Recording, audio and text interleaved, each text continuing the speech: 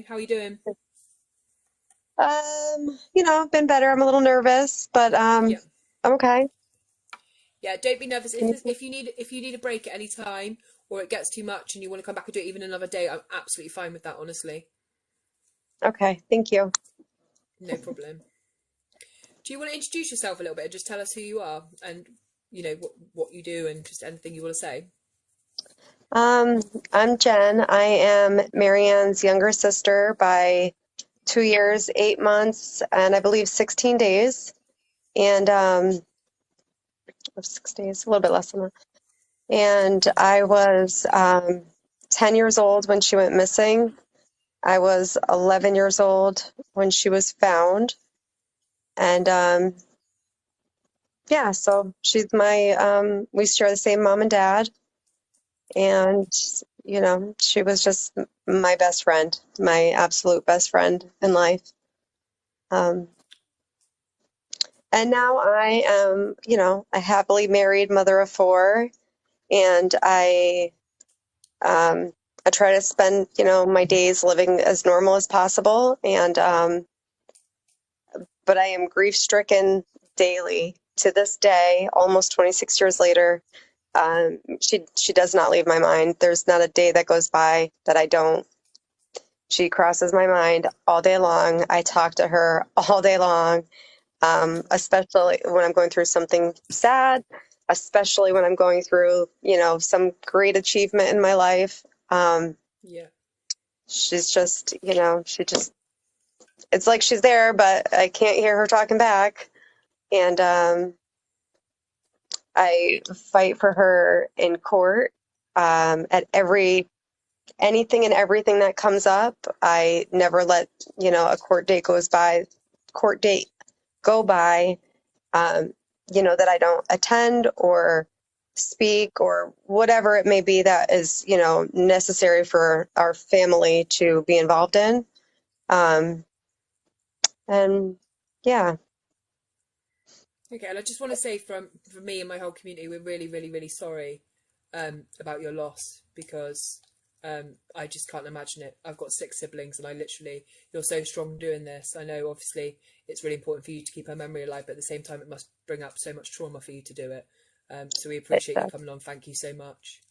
Thank you for having me. I've never done anything like this, and kind of was okay with not, but I think the time has come, and the situation kind of has evolved into the need to tell Marianne's actual story, and really put a rest to the nonsense surrounding Marianne's case that has recently come up, and that's just it's kind of mind blowing how this came about. But it's absolutely the time too. So I really sincerely appreciate this opportunity to be here with you tonight. Thank you so much. Yeah, we're really grateful to have you on. And obviously, once I've spoke to you and I've got it all in my head what's going on, then we can start making some videos and really get them out there and trying to push them because obviously, I always normally start with videos, but I know when I spoke to you, you said that a lot of the media reports aren't actually the true story and actually what's happened. So I thought we'll hear straight from you and then we can go from there. So, Beautiful. um, Thank you. I don't know if you want to do the questions that I gave you first of all, and then afterwards you can tell us about what's going on at the moment and what you're fighting against at the moment on social media and stuff, if that's Okay. okay. Yeah. So Okay. the questions that you gave me, actually, I have. So the first question being, who was Marianne? What was she like? That one I have. Well, I kind of would prefer that one to actually be addressed second, only because it Okay. kind of makes a little more sense. Yeah, of Um, course. okay, so the second question was, what was her family life and childhood like? And I feel that Yeah. one's needs to be addressed first. So, our parents were, they were married in 1991, and Marianne was born, excuse me, 81. Sorry. And so my parents from 81 to 84, they were just madly in love and enjoying each other, free children. And then along came their baby girl. And I'm gonna need the tissues from over there. Um, she absolutely just lit up their whole life and gave them purpose, that little box. And she really brought joy to just our whole family. My mom is one of 10, and at that time she had 8 living siblings. So, Mary came into this giant family, and she, as a toddler, she just had this massive, um, bubbly, giggly personality and just, so much joy. And I can't, I can't, sorry, I was having an Okay. echo from my best friend's phone. Um, and Take your time. so, she was just, it was just her and them. And then I was born in December of 86, and she loved her role as big sister. Mm, it's okay. Like I was her little doll baby. And it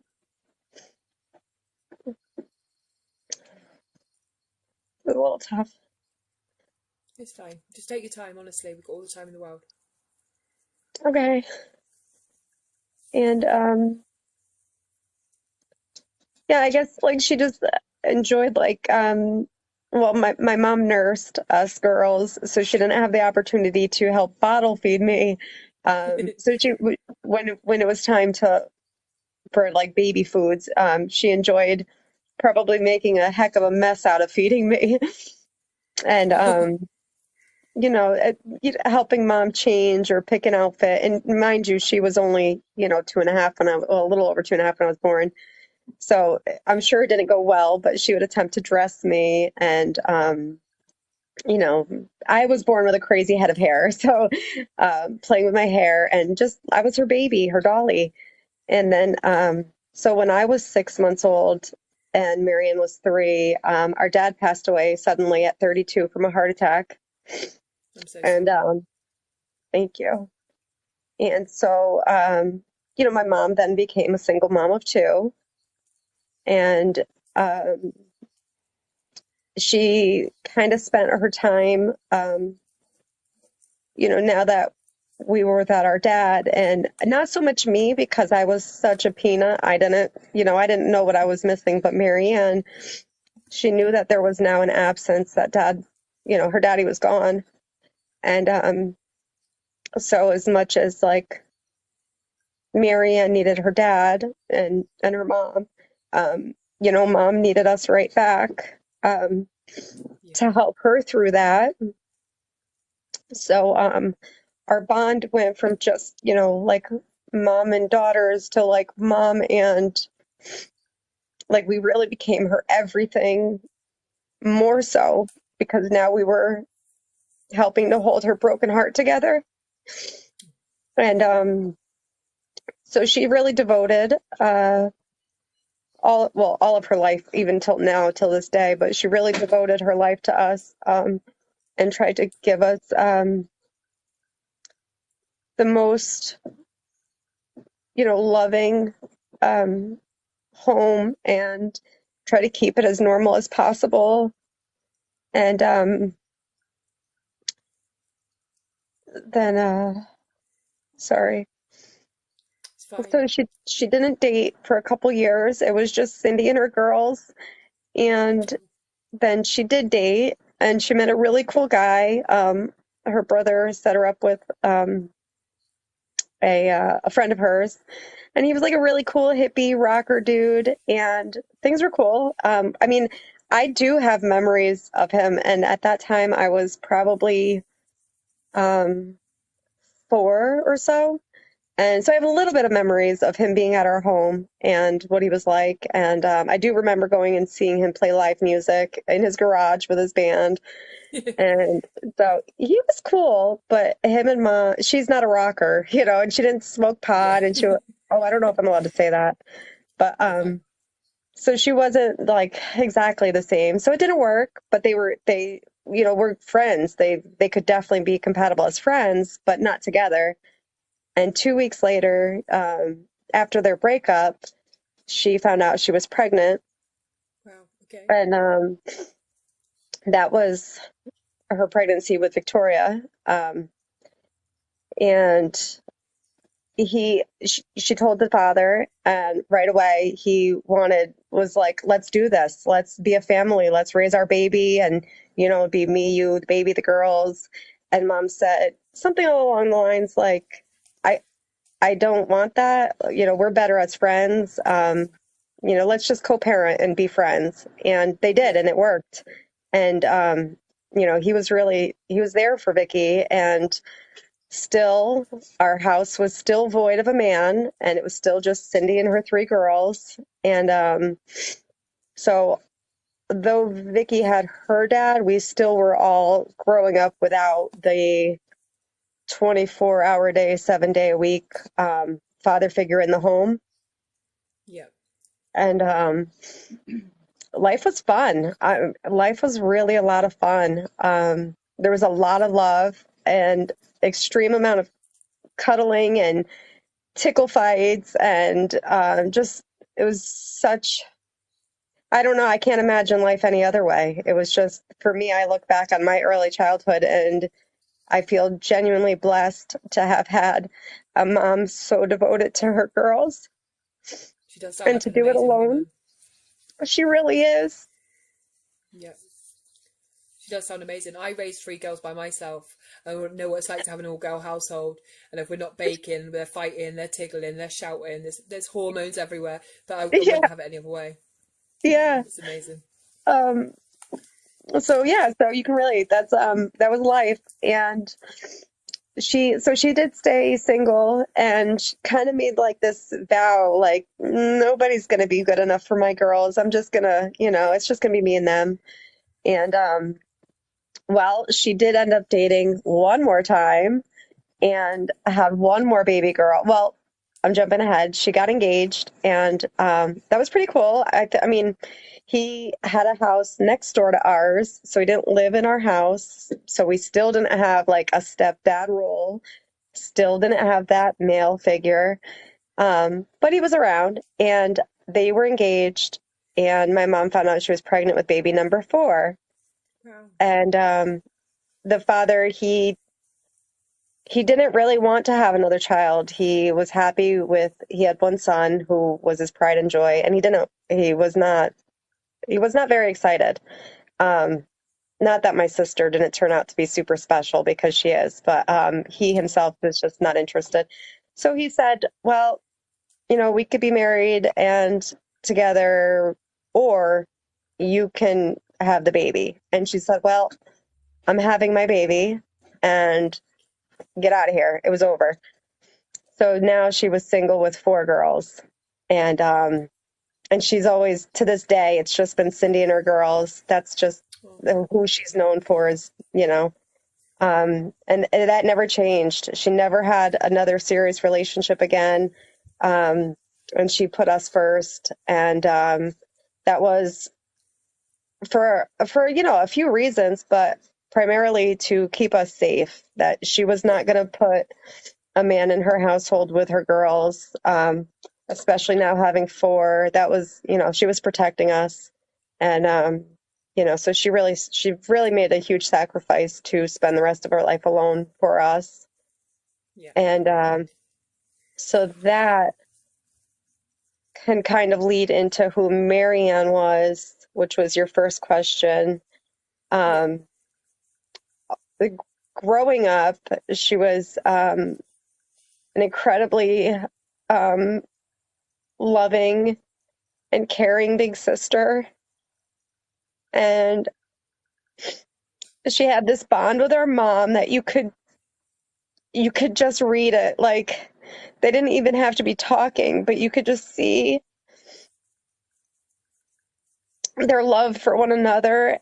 Um, I can't even really describe it. It was just different. Like, that was my mom's firstborn. That was the girl who made her a mom, um, who she got to share in like just feminine things with. So, so Maryann she was very, she was she was spunky and silly, and she had this infectious laugh that No. um, I've kind of gotten that trait from her. It could be That's nice. obnoxious at times, but um, she was sincerely an extremely happy person, and even as children and as she approached her teen years, um, just so loving and like an old soul. Like it didn't Yeah. matter if you were a child or an adult, like you could just easily enjoy your time with her. Um, because she wasn't like one of those like annoying kids where you're like, oh, geez, girl, stop talking, go away. It wasn't like that. It was, you would enjoy her presence, just every minute of being with her. And then she started to turn into a teenager, and there she is. And Sorry, I so don't want to make you sad. I just want everyone to see her, just so they know who you're yeah, talking about. yeah, there she is. Um,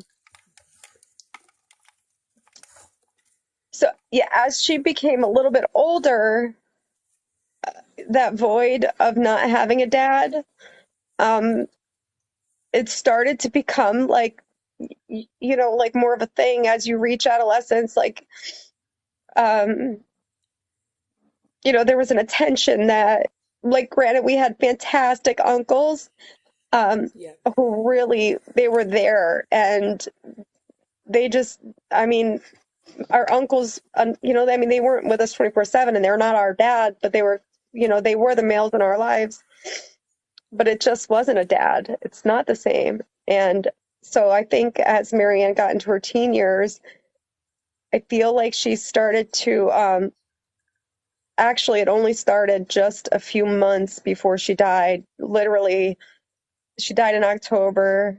She turned 13 in March. I don't feel like it was until maybe May or June that she even really kind of started to have an interest in boys. Um, Yeah. and that's, she did start to change just a little bit, where she was not so much like playing school and house with me anymore. Um, she was having more interest in like spending time with her friends. I mean, she's becoming a teenager and I'm still 10. So, she's starting to hit puberty, or she was going through puberty, and interests were just changing. It didn't change that she was still like extremely loving and very protective, um, like a big brother, but she was a sister. She was very, just looked out for us.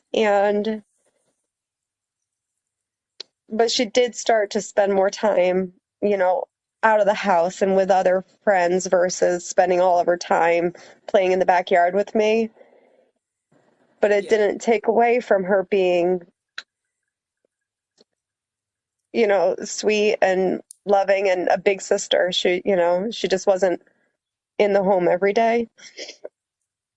And Yeah. hang on, I need to turn the screen back on for my notes. That's fine. Mm, It's quite a normal progression, isn't it, at that age to start branching out, spending time with different people. You find your feet a little bit more, and you hit that adolescence bump where you kind of just trying to find yourself and who you are. So that's yeah, yeah, she's got she's got stunning eyes. She's got amazing eyes, your sister. yeah. She's pretty. Yeah, Beautiful. she's so She's pretty. beautiful. Striking eyes. Uh, that's actually one of the things where you said, what was she like? And the very first thing I put was Maryann was so pretty. And she looked like our dad. Yeah, she is beautiful. She was young and carefree. She, she really was.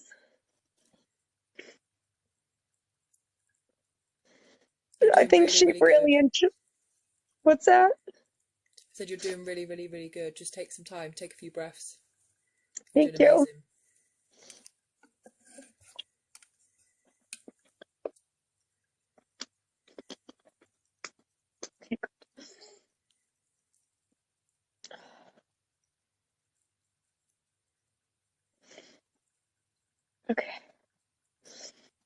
She was like a really great friend, and she was a great sister, but she was a great daughter. But really, really, she was just a loving person. And unfortunately, she was really trusting, Yeah. and she didn't have like a fear.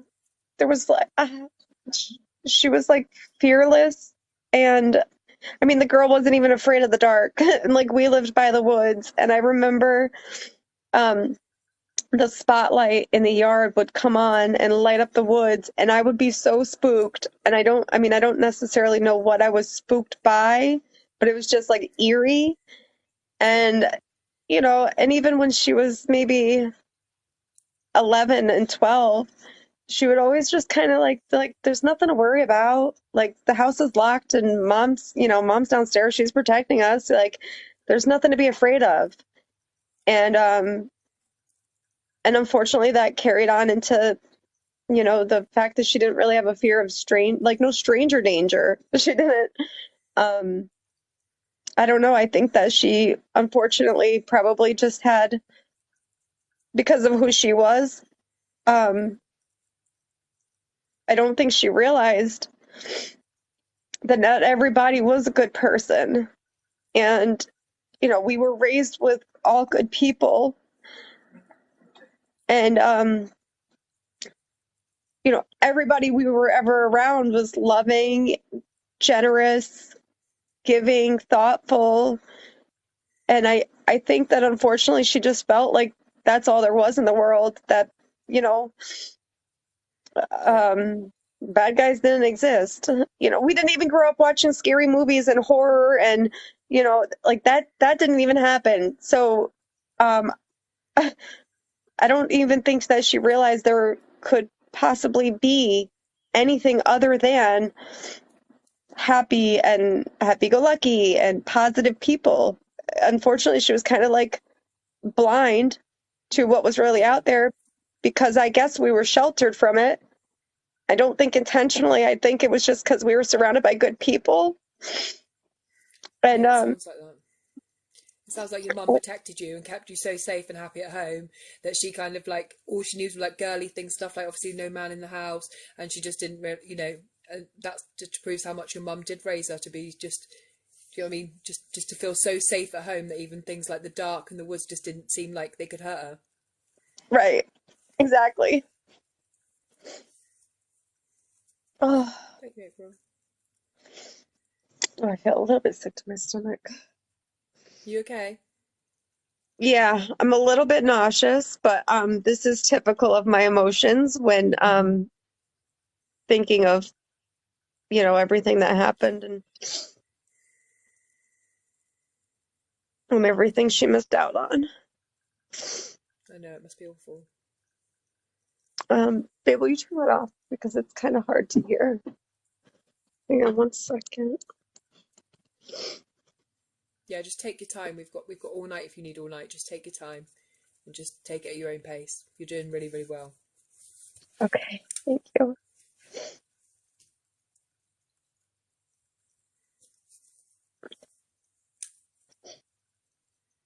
I was just wanted to take a second. We have a lot of friends in the and Yeah, of family course. in the comments section and viewing, and really they're so supportive for If you all of my take a couple life. take a couple of minutes if you want to go through some of the comments and you can read some out if you like, and then we can go on from there. You've had so much support while you've been talking. You've got family there, you've got friends, you've got people loving on your mum, you've got people just supporting your sister, telling lovely memories about her. Yeah, it's just really good to see their supportive, encouraging words. Yeah, you've got loads of support and love around you here. Love you, Ashley.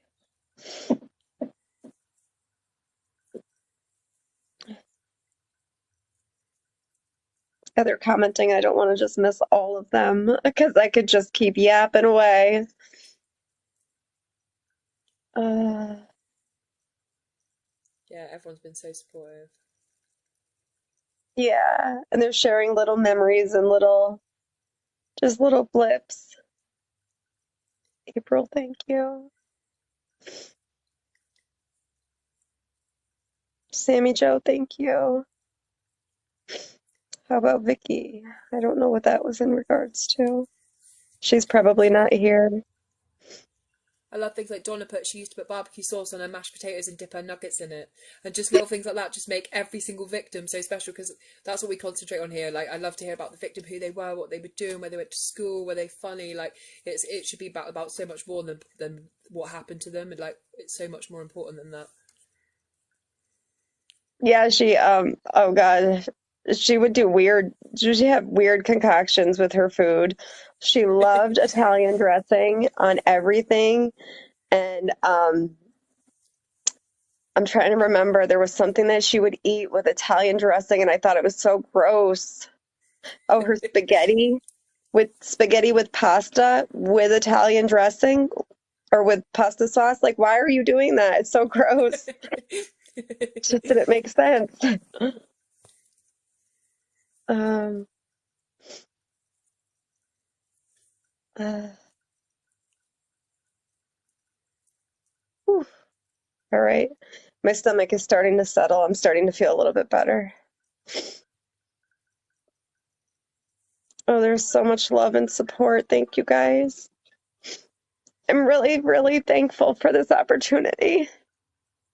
um, we're lucky to have you on. We literally, you've been so brave. And we have family members on of crime quite a bit, but obviously it takes so much to do it, to speak about it. And obviously to go through what you and your family went through and re-traumatize yourself again and again in order to get your sister's story out there must be so hard.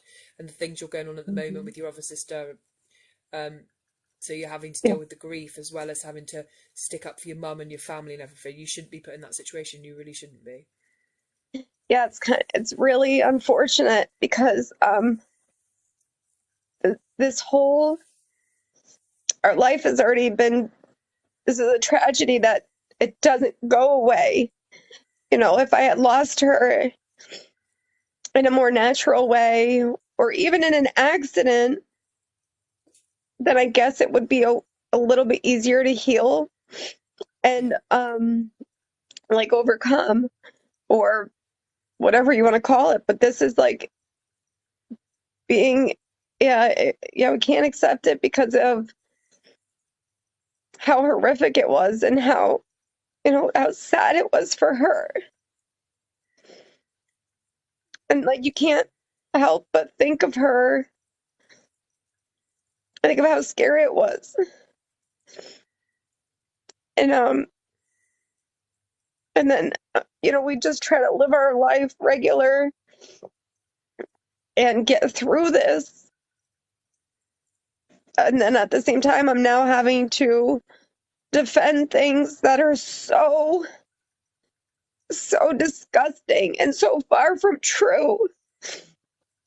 Like my mom doesn't deserve it because I know a lot of great women. I mean, I don't know very many women that I don't think highly of. But to me, my mom is my hero. And she's like the most giving and loving and generous person I've ever known. She doesn't deserve this. No, And she it's so doesn't know. painful to have to spend almost every day for 8 months, like defending a woman that had nothing to do with this and spent her life loving her girls. No, no, my heart breaks for your mum because I think I can't imagine losing a child in the way your mum has, and I can't think of anything braver than having to go on living every day after that for your other children. Like it makes me like so gutted for your mum that now she's having one of the remaining children that she lived every day for turn on her like that. It just breaks my For heart because money. And it's for money. It's like that's where it has to come from. It has to be about money. And, grifting, which is a phrase I didn't know until now, is where you just don't you don't work and you don't take care of your adult responsibilities and you just kind of get other people to, feel bad for you and donate to you. And so this is like the most awful thing. If, like you can tell the story and do it without the lies and you don't need to exaggerate this trauma and make our mom and our entire family out to be monsters for a 100%. paycheck. It just doesn't make sense. I don't No. know.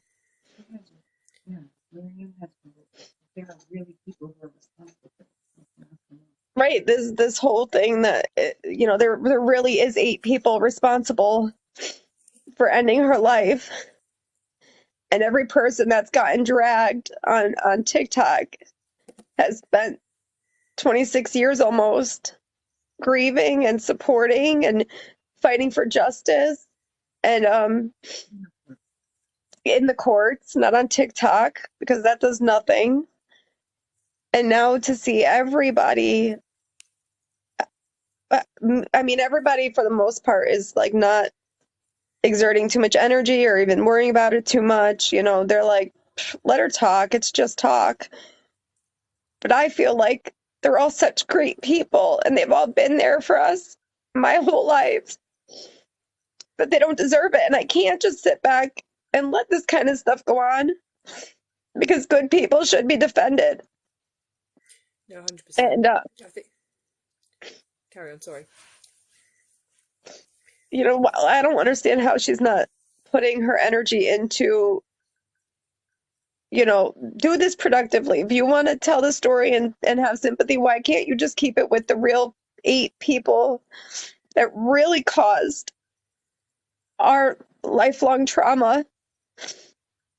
Yeah. But, why hurt the people that have hurt right along with us all this time? I don't get it. I can't understand this. No, it's And I know that this, Maryann is not watching and proud of it. This behavior is completely, it's not something that anybody is proud of, including, our angel in heaven. Sarah, no, will you it's kill the fish tank light? It's making it weird. I just look awful from the side. Um, okay, so third question you had, I don't mind kind of getting back to that, okay. was what was going on in the time around the crime and where was she mentally, emotionally, and socially, which I kind of feel like we really did talk We about, but so she was, now kind of what would you call it? Not really spreading your wings, because yeah, just kind of coming into her own and becoming her own person. And she was a social butterfly. She was very, oh, excuse me, sorry. Um, it's okay. she was a very social person. And if you, I mean, if you were a nice person, she she wanted to be your friend. And I mean, the only people that there was like very few girls in school maybe that were kind of like catty, and those are probably the only people on the planet that she didn't get along with, and that was just kind of because of their cattiness, not necessarily her just not liking them. And otherwise she was like really social and outgoing. And I think I feel like, and I could be wrong, because she started to open up more to her best friends, um, maybe in a little bit less with me. So mentally and emotionally, I know from talking with her friends that her best friends are now my best friends. I've had them my whole life. And this year especially has brought us even closer together, because we've all been in this together. And so in talking with her best friends, I've gotten little bits more than I realized. Like, she would talk to the girls about like missing our dad and having that emptiness that at that time I was not experiencing yet myself. Yeah, Um, because I had my mom, dad, and that's all I needed. I didn't know I needed more. And she did. She realized that, other friends' households had both parents, and she would just see just the dad mowing the lawn. It's like our mom mowed our lawn, or our yeah, friend Scott mowed our lawn, and it was like just these little things where it's like the dad. She did start to take notice that you know our dad wasn't present. So yeah, I guess that did start to, she was feeling it. Other than that, I don't think, like mentally or emotionally, that she had anything going on, that was, that would make her sad or depressed or anything along those lines. I yeah, feel like she was just really super happy and positive and energetic, and she loved life. yeah. Okay.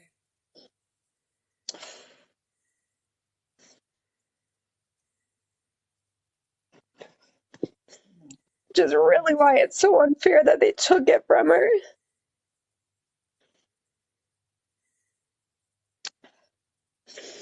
Yeah.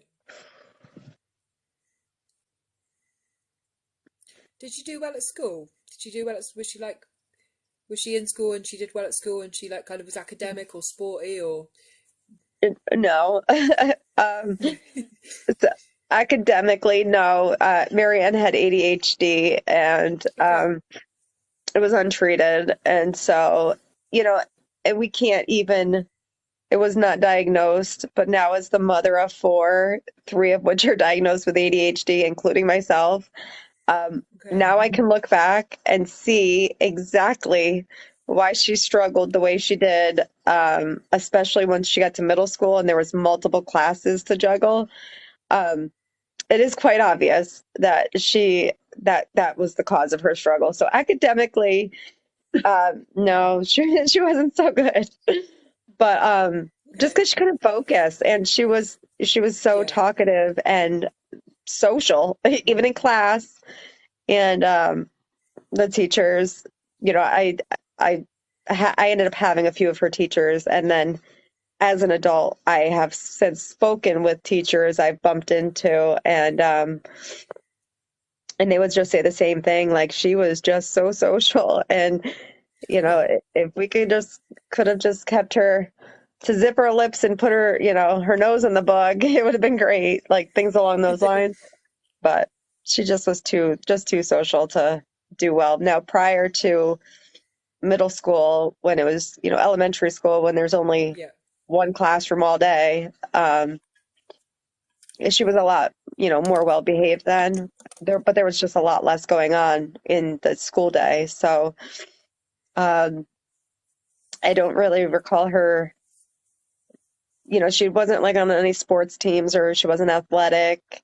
Um, but she was full of energy, and like she was like me and her, we were climbing trees and hiking in the woods, riding bikes and rollerblading, and um so like neighborhood sports and stuff like that, she Yeah. was, very involved in, just not in the school setting, not on actual teams. And she was into like listening to music and dancing and tanning in the yard with her best friend Michelle. And Scott said he was the lawn boy. Scott was the lawn boy. He's actually the one that taught me to fix the lawnmower. Well, Mom and Scott taught me how to fix the lawnmower from various breakdowns. That is so funny. Yeah. Oh, wait, I wanted to catch that. Sounds like you had some really good times that got into mischief. Mischief. That is the word, actually. That is a perfect word that somebody just used. She was just a little bit mischievous. And um, she was also a prankster. She actually, she would prank me, and oh gosh, I can't think of a particular time. Uh, like, okay, so I don't like blue cheese dressing to this day. My husband could tell you I absolutely can't stand it. And sh I loved ranch, and she would purposely put blue cheese, as my dip for whatever. She'd be like, "Oh, here you go, I got it," and she'd put it on my plate, and for me to taste it, you know, um, just like silly things like that. I don't know. Maybe it was because I was a little sister, and you got to pick on somebody. Um, but hold on one second. So mentally, emotionally, socially. So at the time of the crime, uh, tell me. Yeah, that's where exactly where I was going. My best friend's here and Oh, my nice. Got some husband. support there. Yeah. Well, it's nice So, to have them with you. one second. You know what? These aren't connecting either. I really wish I knew where the little ones were. Oh, maybe in my purse in the bathroom. Will you check for me? And I think the little black case is in there. Like they're in their case. Yeah. Thank you, babe. Um, so around that time, she was definitely starting to be into like hanging out with friends, and a few of her very best friends that are in the comments. I want to point them out because they're wonderful, beautiful people. It was Michelle and Donna Hill and Scott and Ashley Horton. They're in the comments. And Stephanie. We all took trips and loved. We all went to anger management class. We all took trips and loved most times in school. I think somebody wanted to make sure she didn't join. I don't know what Aunt Linda's talking about. Oh, my Aunt Linda's right there. So all of her, hang on, let me see if I can get this to connect. It's okay. It says,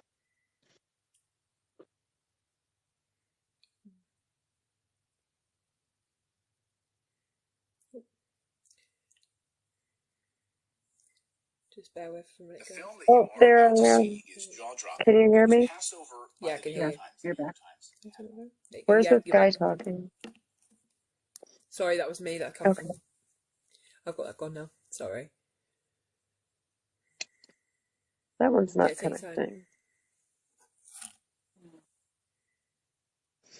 No, that's not working. That's fine.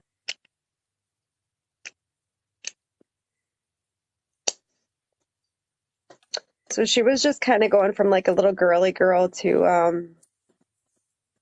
wanting to do a little bit older girl things, like walking down the street. So we grew up on a hill on a dead end road. Um, our house was the last one before this large. There was three large apartment buildings. Very nice. Not like I don't know. It was very nice, and the neighborhood was really beautiful. And we were like surrounded by woods. So like we grew up all these tons of neighborhood kids. I'm talking, there was 45 apartments, and at least 50% of them had kids. And then all the way up the street, there was like 12 houses on the street, I believe, and probably 75% of them had kids. So, Yeah. we grew up all like really like playing together, riding bikes, water gun fights, mud pies, um, just regular kids of the 90s. And those last just few months of her life, it was, yeah, it was a little bit different. And so she would like hang out with Michelle, and because Michelle lived right past us in the apartments. And it's funny, actually, Michelle lived in the house. They moved out of the house and we moved in. And I think that that's kind of why our family all got really close. There were they had 4 kids, we had 4 kids, and we all had somebody right close in age that we really connected with. And so I think just the fact that we moved into their house kind of is maybe what Maryann and Michelle like kind of bonded over or something. So it was so I remember them laying out at the apartment complex on the lawn tanning, and Michelle was just telling me that they got burned on more than one occasion with banana boat tanning oil, and they didn't learn their lesson. They would just keep doing it, and they would also bring out the Michelle's boombox, and oh my gosh, they would listen to the Tootsie Roll song. I don't know if you're familiar with it, but there was a whole dance to it and everything. Yeah. And so they would listen to like hip hop and R&B, and then also listen to country. And so they would be like blasting Shania Twain's album and like line dancing. And yeah, that's so when she started to hang out with kids that were older, the kids that were older were only 13, 14, 15. So maybe like 1 or 2 grades above her, but not older. Like Yeah. they weren't 16, 17, 18. So close in age, but still considered to be a little older than her. And I don't know, Scott, when we talk about Scott is in the comments, I just want to ask Yeah. him and So I just Scott. want his input. Scott, when I start talking about it, is it okay to talk about it and not hurt your feelings or upset you? I don't want to. Scott will know what I'm talking about with this. I don't know if he's there. He was here a second ago. Watching.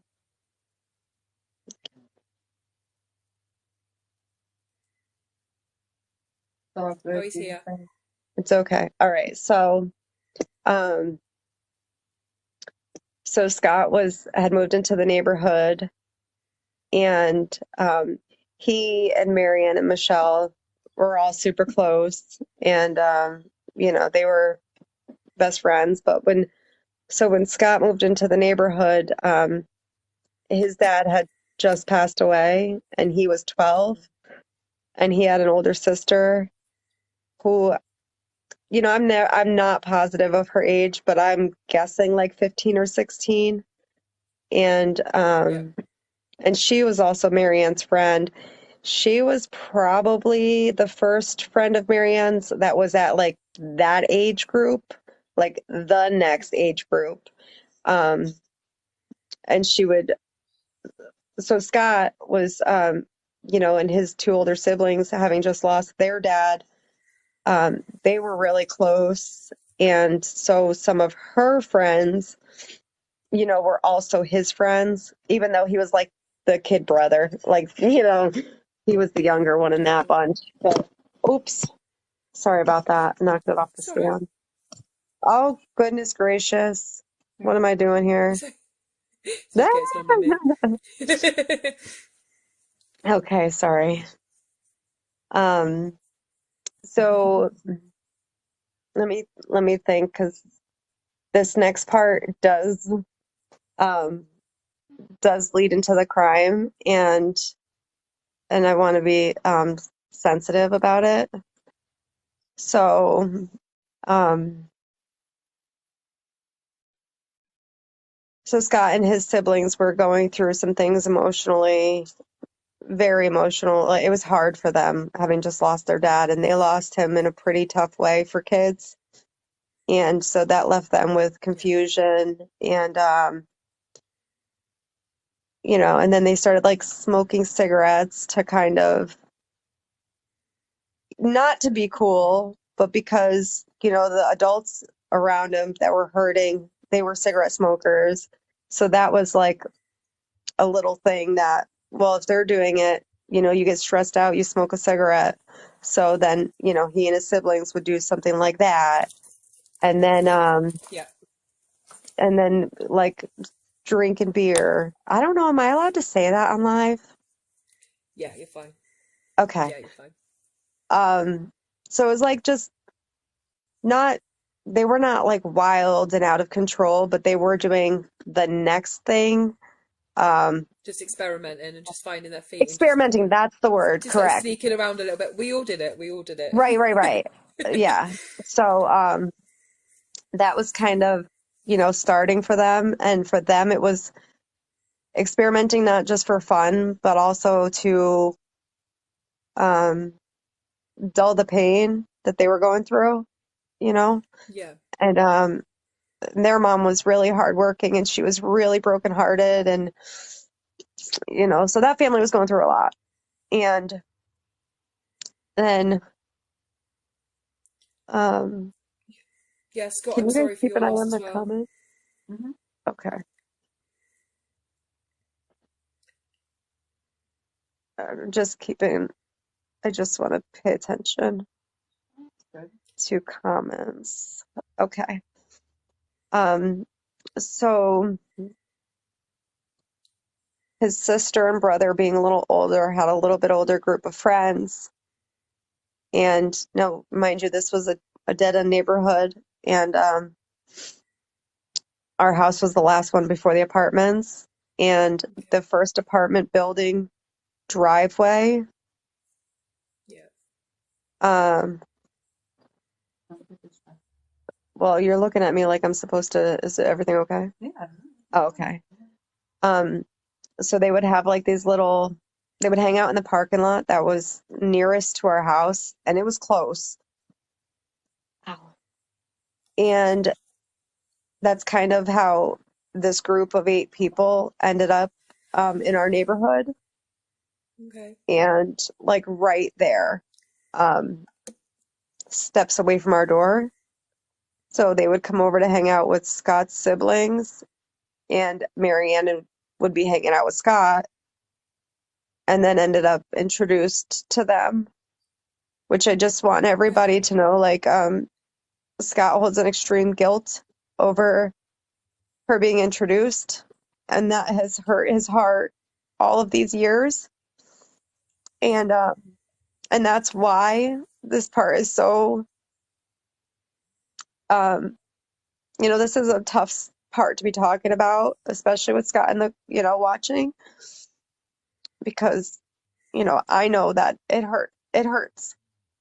Like he wishes he could undo it, but he was just a kid going through a really hard time, and he didn't know he couldn't see what was coming.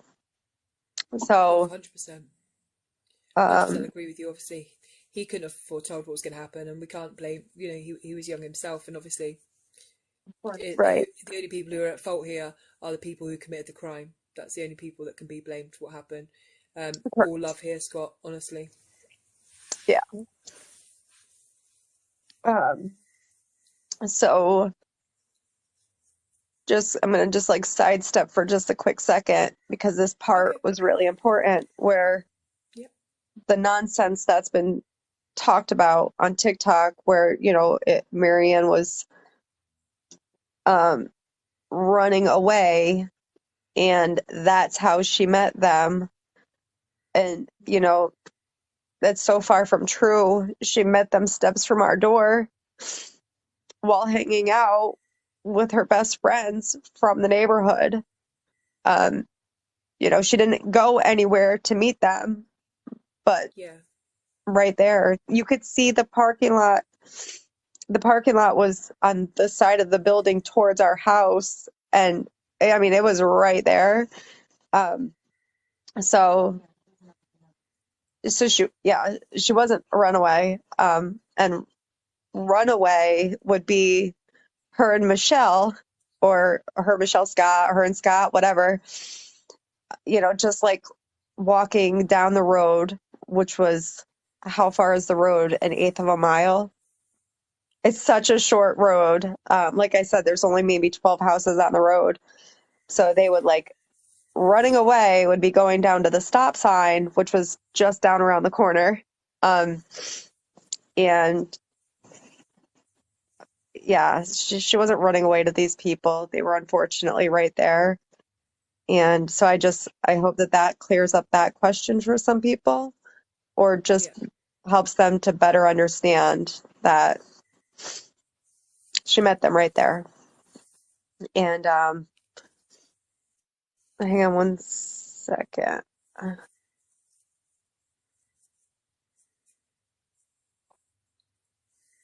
I know there's like something going on in the comments right now, and people are upset with somebody named Trina.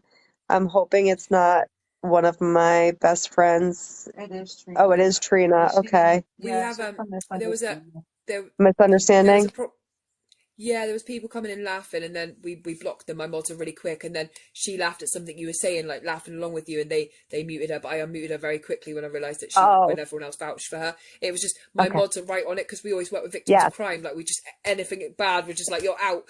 So we Okay. apologise, Trina. It really was just a misunderstanding to protect Jennifer. Okay. Okay. That's what I was getting. It's I was like, dealt wait, with. I'm not sure what's going on, but Trina's like, No, she's one of my best friends.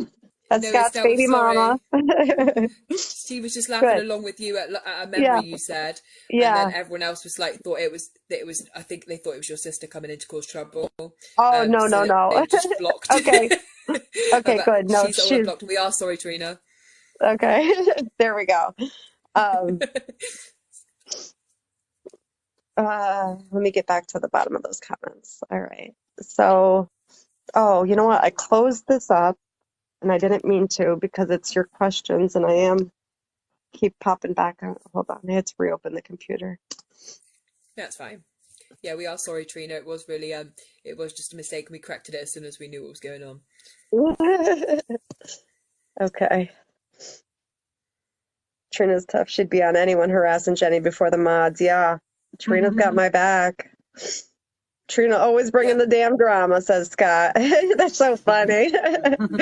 Oh, it's so I funny. think All right. I have some of the fastest mods on the app. My mods are so fast just because we just try to protect the victims in cases like if we cover Madeleine McCann, we might have 2,000 people in the room, and you just get so many trolls and horrible people. It just Right. brings them out. It's just, but Right. Trina said, "What can I say?" Oh God, I love that. That's so funny. Um, so now we're kind of have moved down to the crime itself, With the I believe. crime, honestly, just tell us what you're comfortable with. We never sensationalize anything on here. We don't need to know all of the gory details. We are completely aware this is a sister talking about a sister, and they can look up the rest of the stuff. So honestly, anything you're not comfortable with, just don't mention it. Honestly, Okay. don't push yourself to the limits at all on that. Okay. Um, I've got to just kind of think for a moment. And some of it actually from the comments, like they may be even able to fill in some spots. Um, like like Scott, I'm sure he'll have little bits that help me to better understand the transition, like how she went from hanging in the neighborhood to hanging out with them away from the neighborhood. I know that thank you, Cassidy. Oh, Cassidy in the comments, that's Maryan's medium. Maryann came to her in early 2000, 2001, 2002, and she pretty much helped Cassidy to understand that she was in fact a medium. And now Cassidy has Ah, flourished as a medium, and we only just met, and she was able to give me everything I have sought all of my life. Like I had one wow. conversation with her, and now I don't know, just one conversation with her helped me to stop searching for that medium that could connect me, because all I need to know is that she is here. Maybe not all of the moments of all of the days, but she does come here, and she does send me signs, and I'll see her when I get there. And that's what I needed to know. So Cassidy, That's I love you and I appreciate you coming over here. yeah, Cassidy. That's amazing. Amazing that Yeah. you brought her sister back to her. Yeah. I love that. Yeah. The things that the validation, I don't, you know, she's just incredible. So, Amazing. Um, all right. So I'm not positive of. So Scott's put, she never used to come hang out. She used to come and hang out with us, but she never partied. I never saw her do anything besides smoke. So I don't know if that helps you. I think he was answering back when you said, could he give you a little bit of background? I think it has to do with the teen center opening and things together. Okay, yeah, the teen center. Okay, so that could have been how it left from our neighborhood and ended up away from home because now this is a very short span of time, just sometime in the summer, like July or August, that she met them. Um, and then she was gone in October. So, like I said, originally it was just kind of hanging out in the neighborhood. And then in New Milford downtown, there was a place that opened called the Teen Center that should have immediately been shut, and the police they should have been paying attention. It was being run by the Bates family, June Bates, one of the ones in prison for killing Maryann. I want to say it was her Right. grandfather that was running the place. I could be wrong at what the familial connection was, but it was a man in her life, and he allowed things that it's a teen center. It's for 13, 14, 15, 16, and 17-year-olds, and he was allowing all the bad stuff. All the stuff teens shouldn't be doing. It was all going on that property, and um, which is how so Maryann and June were hanging out and at that place, and June happened to be tied into that group. Okay. So Maryann kind of ended up having more than one connection into that group. It was Scott on our neighborhood, and then that teen center, and meeting June really brought Okay. her in with all of them. Yeah. And now I'm going to skip because I can't. There's parts over the next 2-3 weeks or so that I'm not positive of. Maryann and the Yeah. Okay. killers are the only ones that could speak on it, but over the next few weeks of her hanging out with them, um, she at some point had inappropriate relations for a 13-year-old with adult males. And Okay. no, none of the guys were under 19. Oh, None of the guys were under 18, so not one of them legally should Okay. have, anything to do with her. And stuff happened. Yeah. And one night, what? Yeah. Um, yeah. So my mom was sitting on the patio and Maryann came out. This is the part that leads, this part really is what leads to the crime actually happening. This is why Okay. they did what they did. And I'm live. Sorry, my daughter just got home. She's looking confused. My husband's gonna go tell her. She has no idea I'm on here. Um, she'll come in and start a whole big conversation. So that night, she told my mom, like she came and rested. She kneeled down and put her head on my mom's lap, and just started weeping. And then the weeping turned into crying. And mom, like rubbed her head and like, what's the matter, baby? And Maryann didn't say anything initially. She just continued to weep.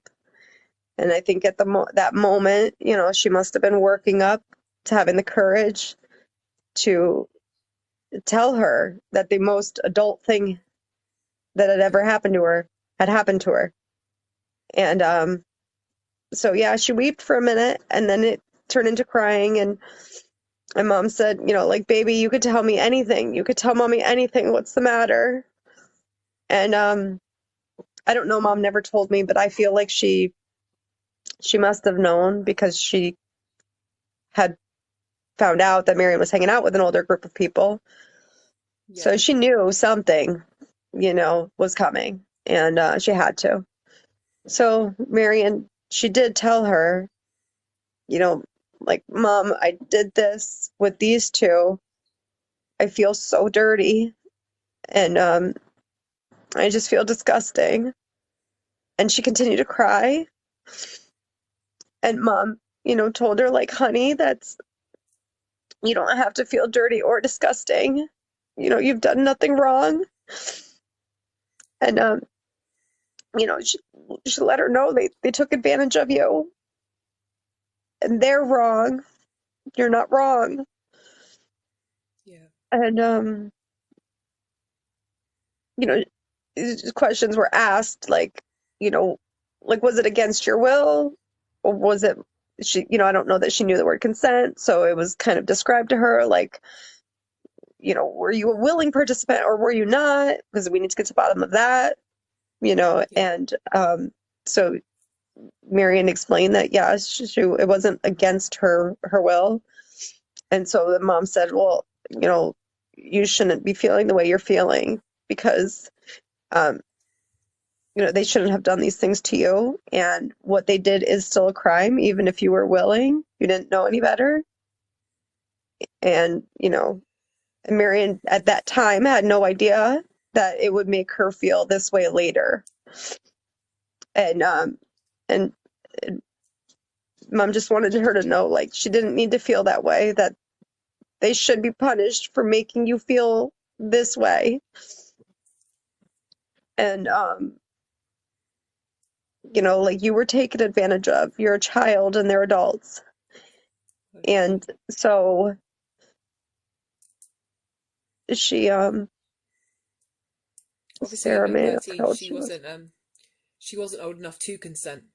Do you know what I mean? No, It's 13. it's statutory R word, and she's not old enough to say yes, even if she did say yes, so it's still a crime. And secondly, I just want to commend your mum for being the kind of mum that she could come to and say it, because I had people in the comments then, and I know people who I work with through my community who still to this day didn't tell their parents because they didn't want to disappoint them. They didn't think they'd go give a reaction. They felt too ashamed. So just the actual image of her putting her head in your mum's lap and knowing your mum was that safe space, just proves how safe and loved your mum was by your sister. Because the people I work with, like, I work with people who love their parents but just don't feel they can ever utter those words. So I think it just Right. backs up everything you say about their relationship and their bond. Yeah. Yeah, they It's a really had beautiful a thing. bond. Yeah. And, like, a lot of kids would go to their, the moms are always your protector, but your dad is your protector. And when you don't have the dad and you have only a mom, Yeah. you grow up and your mom is your protector. And on top of that, you know, we also there's that female bond that you can go to your mom when your period starts, or when she first started shaving her legs. My mom bought us, well, she started off by buying it for Maryann. I didn't get one for years later, but like a special razor. It was like that big, and it was Yeah. kind of like an octagon shape, and you could Yeah. twist the center and keep getting a new blade, and there would probably be like 6 new ones. But it was also like a safety, like a teens razor. So, like, Maryann was able to ask, like, Mom, I think I'm ready to shave my legs this summer. And that's the year she shaved her legs. And so yeah, she definitely could talk to our mom about, the girly things and the things that might be awkward to talk to a parent, and maybe you might instead ask a cousin or, your older sister. Like, but no, she could go to Mom for anything. So, That's beautiful. yeah, so she did. And so Mom did let her know, like, you shouldn't feel this way. They're wrong. And they really should pay for you feeling this way. Yeah. And asked her, if she would, does she want, my mom did not pressure her Did not tell her you are going to do these charges. Nothing like that. It was, Okay. do you want to do that? Do you think that that will make you feel better? Or, I wasn't there for the conversation, but um, Yeah. so Maryann did tell her she wanted to. And so then she didn't know. This is the part that's really upsetting, is because there was 3 girls in that group, and June had, like, of the 3 girls, June had really befriended her, at, or at least made her believe that. And um,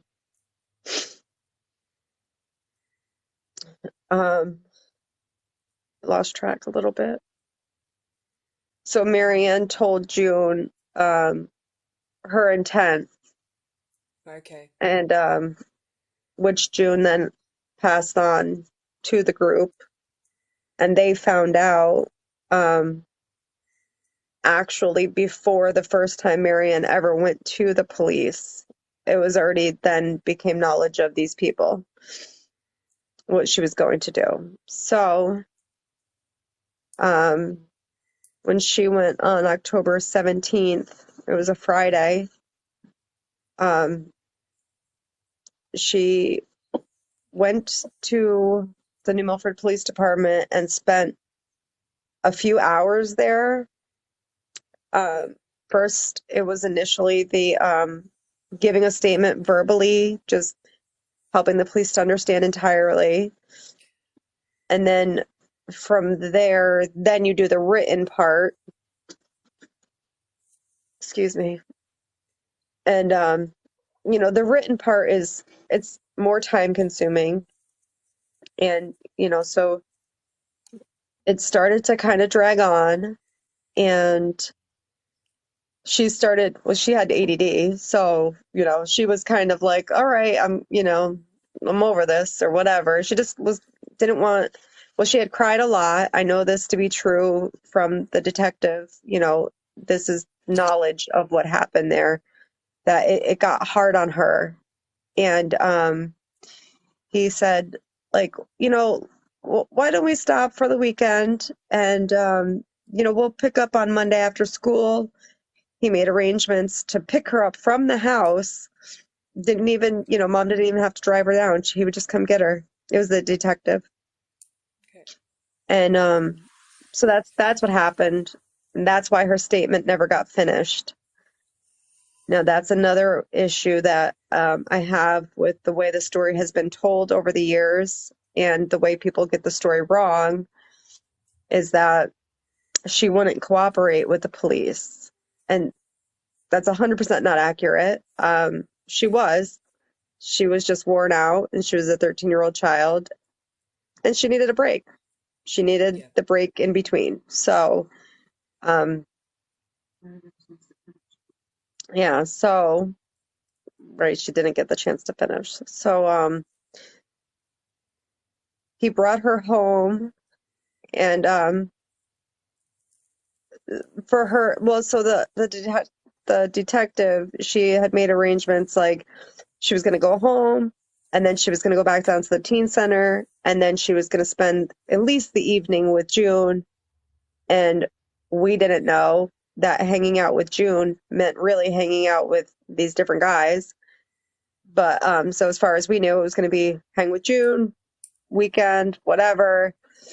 Okay. And well, my mom did not know how there was no rules, and that when you're there, that they lived downtown, and they lived actually like 5 or 6 properties away from the teen center.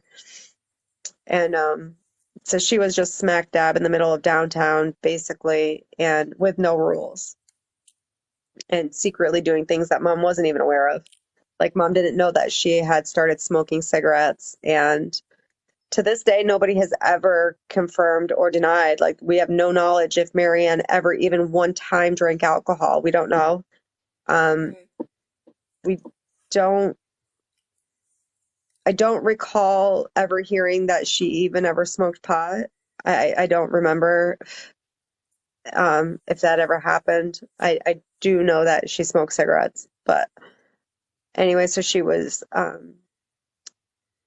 the detective brought her home. She went into the house and changed, and I don't know what else she did. Like if maybe she had grabbed clothes to go to June's for the weekend or something. I don't know. I was outside, and I was actually talking to the detective while Maryann ran in the house. And I don't know, he was just making like, small talk with a young kid. I don't know, and not filling me in on what was going on. That's for sure. Yeah, I had no Yeah. idea. And that's probably what I was questioning him about. Like, why are you bringing her home? Like, this is weird. What's up? So I think that that's what he probably, I can't remember our conversation. However, I do remember when Maryann came out and, and, um, so like we were standing by the, like, kind of by the cedar tree, which was by the road, which is right by where he parked his car. And,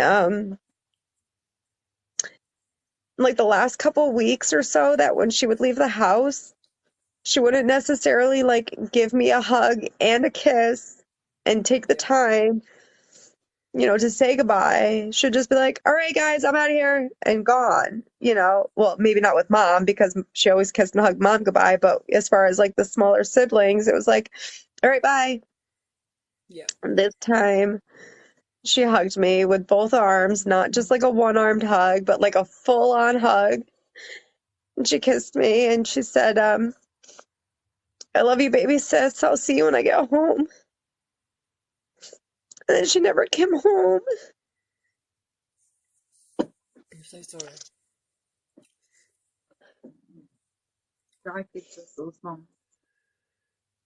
It's okay. Just take a minute.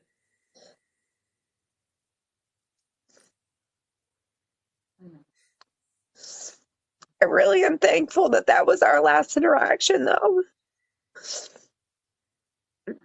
I mean, it could have been worse. I could have not had that last hug and kiss, and at last, I love you. And I know she meant it because I didn't say it first. Yeah, no. Trina said, love you, deep breath. Michelle said, I love you. Donna said, I love you, Jennifer. And of course, You're a fan? Thanks, babe. Yeah, no. She Uh, yeah, so that weekend she was at June's house, or, so we thought. yeah. And so Friday, I mean, no, that was Friday. She called it. Oh, Justin, the MVP over there. Okay, don't distract me. Um, so Sunday afternoon, no, it was October, so the sun was going down a little bit earlier. That's just the way it is here in October. I don't know if it's like that where you are, but um, the what?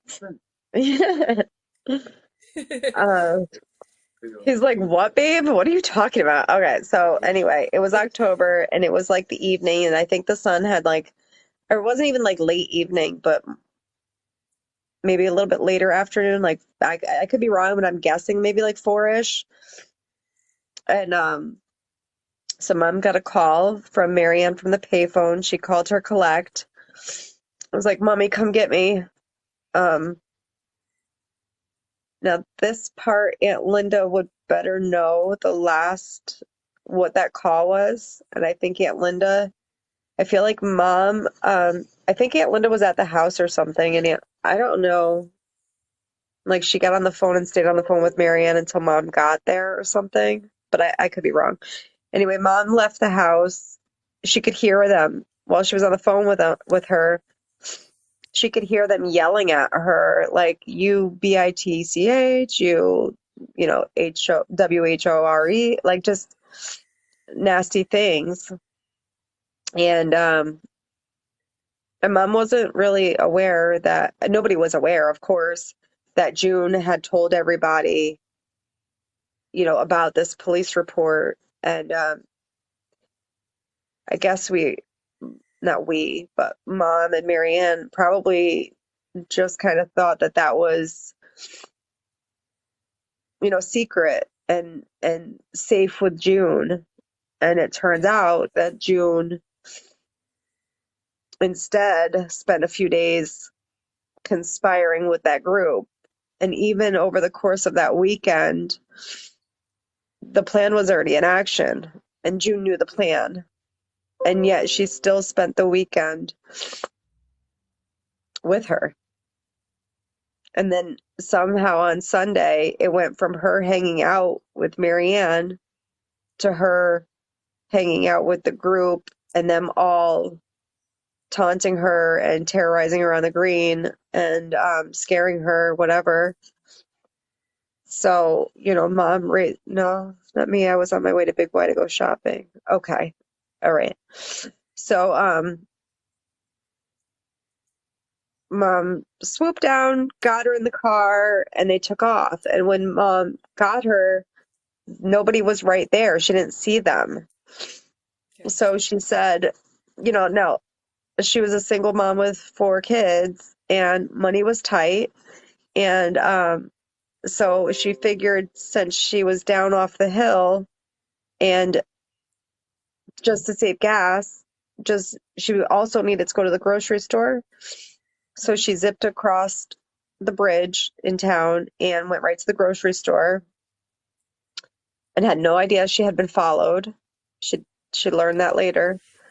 But she told Maryann, like, come on in the store with me.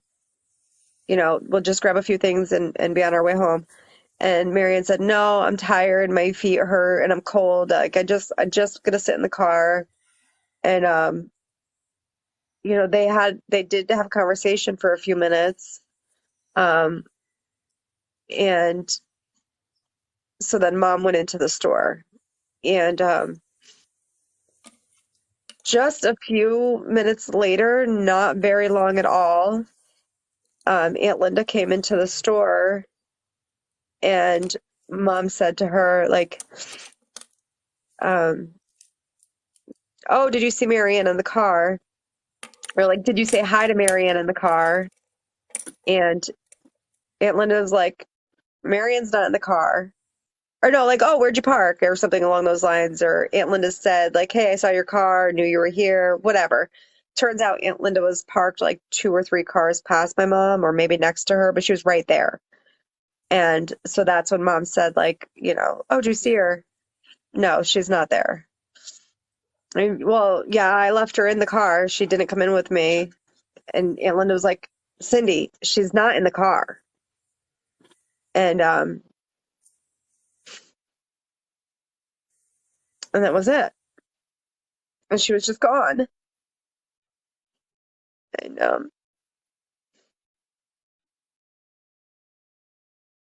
so I think Mom knew, that there was obviously danger, something dangerous had happened, like there was danger involved. She wasn't like absent-minded or, she knew what that meant. Like it meant something. And so, she rushed out of there and she really couldn't get the police to take it serious. They're like, no, she ran away. She just wanted to run off with them, which is where like the whole runaway thing happened. They just didn't take it serious because there was no proof that of anything to the contrary. There was no proof right off the bat that she had been kidnapped. There wasn't an eyewitness or anything, so they just kind of didn't take it serious. And so over the next 9 months, my family and friends and perfect strangers, just people from New Milford. So it was a small town, and so everybody, pretty much except for the police, really, to be honest. I guess the police said that they had 700 man hours of searching. If you break 700 man hours down, into multiple police over the course of 9 months, 700 man hours is nothing. It's nothing in 9 No. months. It's just not, you figure there's 5 or 6 or 7 or 8 police per shift kind of keeping an eye out for her, and they're calling that searching. It really breaks down to they did nothing.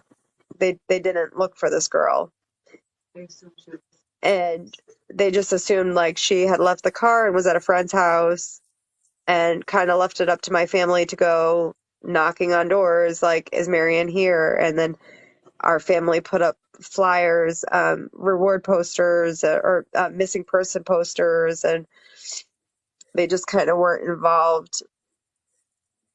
um they just kind of weren't involved, and So, the billboard was sorry, later.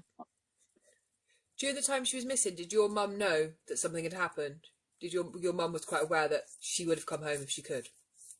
Absolutely. Yeah. Absolutely. and begging the police to listen. um she was begging the police to listen, and what kind of blows all of our mind is that this happened 2 days after Yeah. beginning this statement. Now, whether she finished the statement or not, the police department was aware and should immediately have looked Yeah. into those people.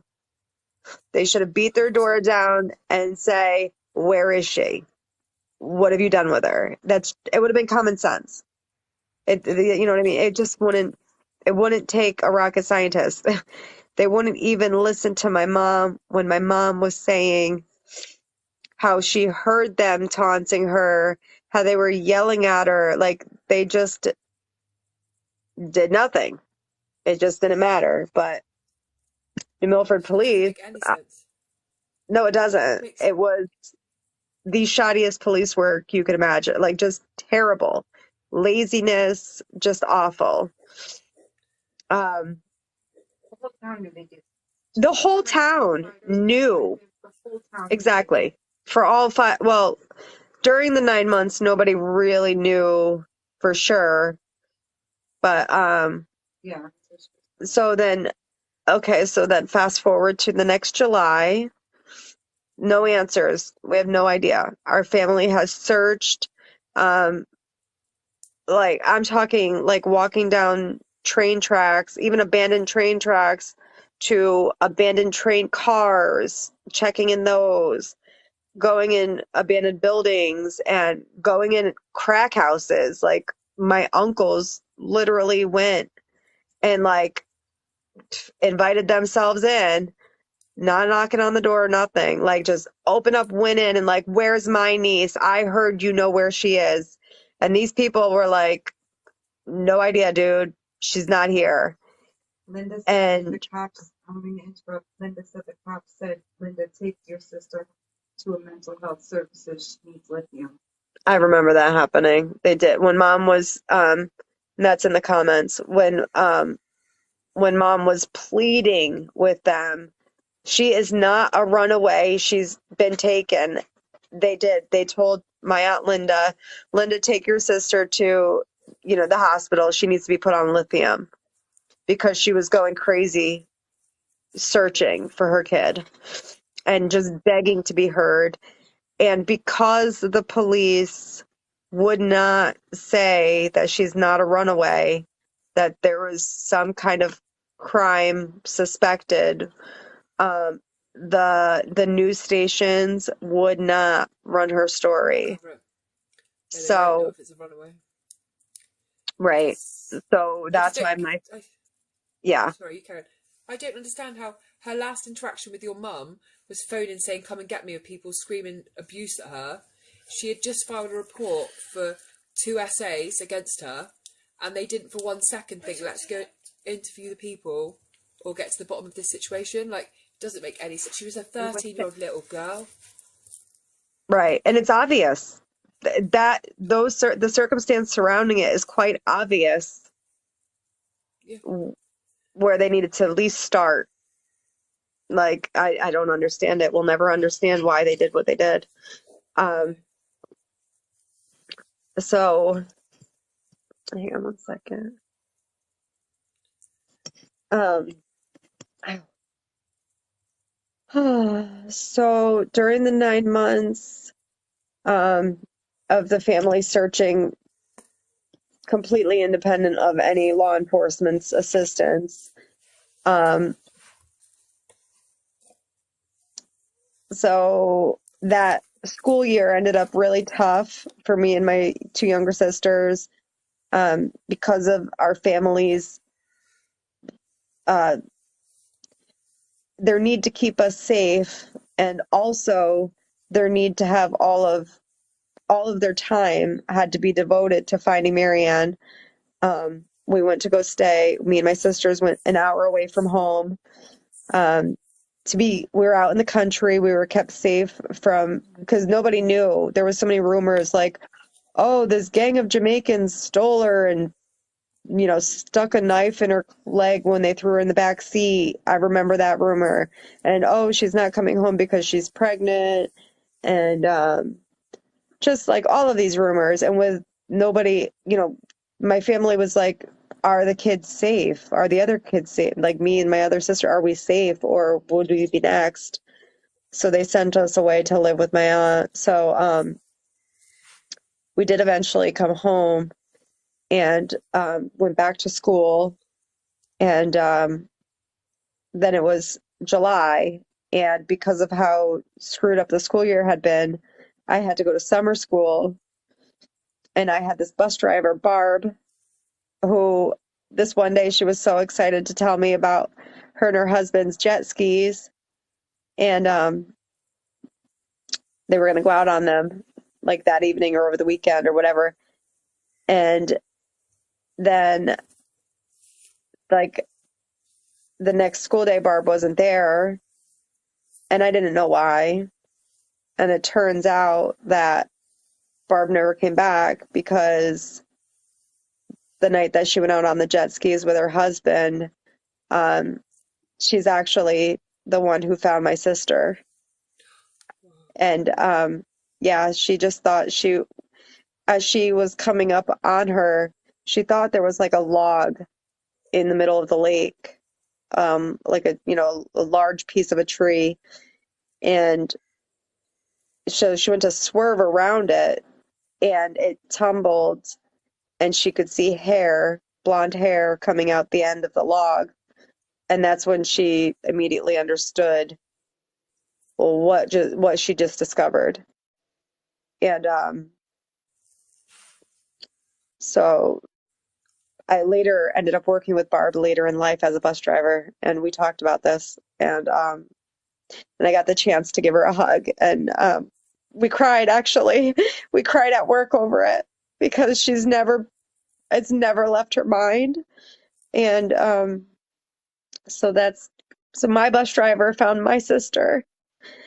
And so I continued to go to school for another day or two until the dental records, they asked everybody in the area with missing persons, like, can you have your dental records sent to the state police or whatever, give consent for them to be sent to maybe um, the coroner's office, whatever. And so my mom had to have the dentist send the records. And a conversation that I didn't know that had happened was, they told my mom, Cindy, if it's her, we'll come up. If it's not her, I'll give you a call. And yeah, I didn't know that they had had that conversation. And so I was standing there in the kitchen, and we had a lot of people, which my mom and my family were preparing for that news, in case it was her. They were all together. And so there was like just a bunch of adults. I don't even remember everybody that was there, but there must have been probably 6 or 10 people. and we heard a car door, and I was the one standing right by the door. So I just, peeked out the blinds and I said, um, Mom, Jim Mullen, that detective that was taking her statement. I said, Mom, Jim Mullen's here, and I said, there's a whole bunch of black cars, and Jim Mullen's getting out of the car, and there's a pastor with him, and I didn't know what that meant, and my mom dropped, and she had the most what is it, guttural scream. The sound that came out of her was like, it's never left my mind. And oh, I think she froze. Oh, there she is. And so I guess everybody knew, that it was her, like before they even opened the door.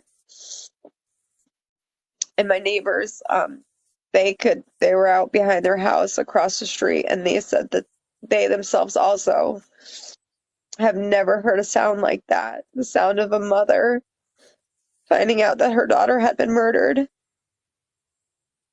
and just thrown away in the lake. Like, it was just, well, the river, but that, yeah, I don't know, that's a day that also never left. I think of it so often. And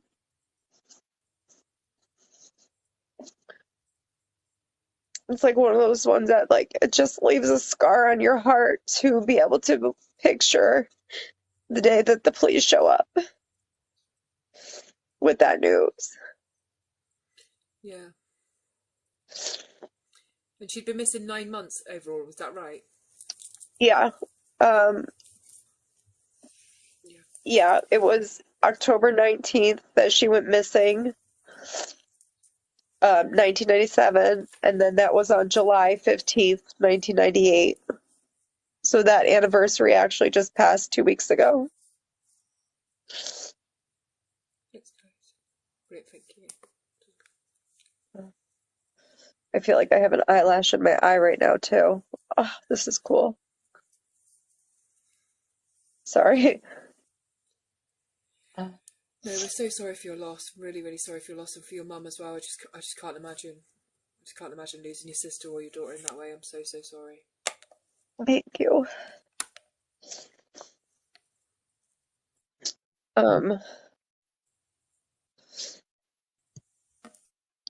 Just got the number 2 grifter badge.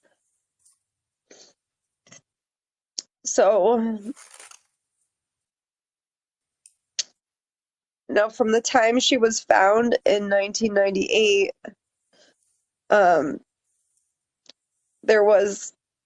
so it went from being a local police to a state police investigation, and we could thank God for that because, New Milford police were clearly not equipped to handle any type of investigation.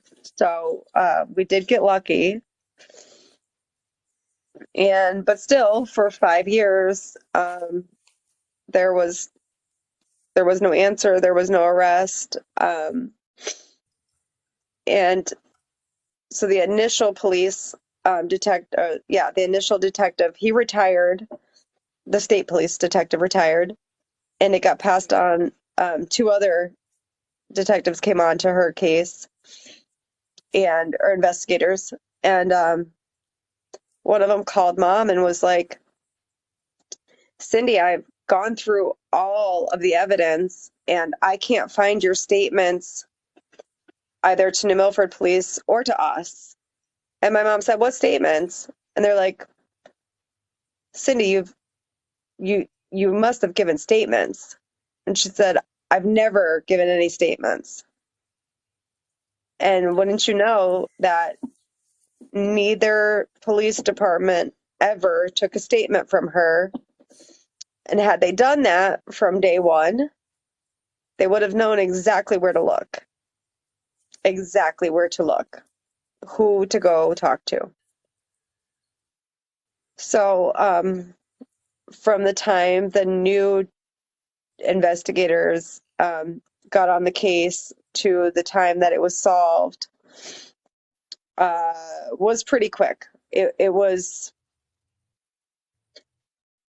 I can't recall exactly, but I will say it was likely less than a year before they had spoken to each of them and solved the case. And they actually, it was Wow.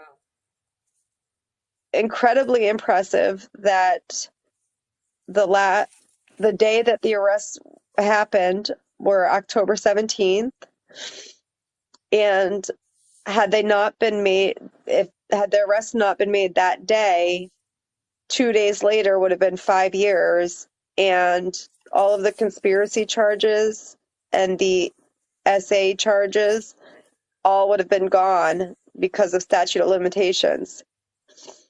So those investigators like swooped in and like saved the day, and just the nick of time. And like we will forever be grateful for them. And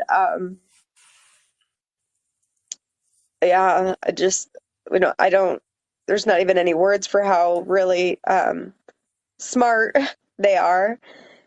It was Klein and Edwards, and they're smart, and they're really my heroes, because without them, somehow it remained a cold case for 4 years or something, despite being probably a pretty simple case to resolve, being that there's 8. And a lot of crimes that go unsolved, there's one perpetrator or maybe 2. And so it's easier for 1 to 2 people to keep their mouths shut. Yes. When there is 8 involved, there's a lot. And they weren't keeping their mouths shut. And they weren't, for many years, they were talking little bits here and there. It later came out. And also with 8, it's a lot easier to put pressure on them. Like, oh yeah, well, we got a couple that are talking, so you might as well talk. But somehow I don't know, the police just never took Mom's statement, and really kind of let things go for too long. Hunter, yeah, little to nothing is absolutely correct. And no, don't, please, nobody think for a second I'm not trying to disrespect the police. Ever since this happened, my whole life I've grown up respecting the police. That's my dream job to this day. I'm 36. I just had a spine surgery, and now I'm hoping to follow through with my dream of becoming a police officer now that my back is fixed. So I don't mean that to sound disrespectful to the police in any way, but the police that handled my sister's case absolutely did a terrible job, and there's no 100%. way around that. That is a fact. They just did awful. So we did end up, 7 out of the 8 people pled guilty. And I'm thankful for that, because the trial, we did do one trial. And that was, oh my God, that's one of the hardest things to go through, is to hear the details and to listen to the mouths of 8 monsters. And they truly are monsters, because, as a child, me and my sisters, my little sisters, like, we just knew that bad guys got our sister. And,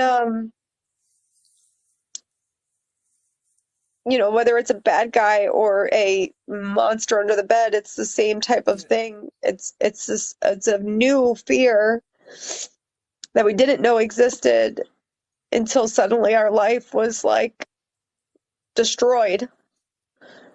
And that's when we found out what monsters were. So, So can I so just yeah, we ask? It was 3 women and 5 men, wasn't it? correct. Yeah, 3 women and five. yeah. What were their age ranges? What were they? What kind of age were they all?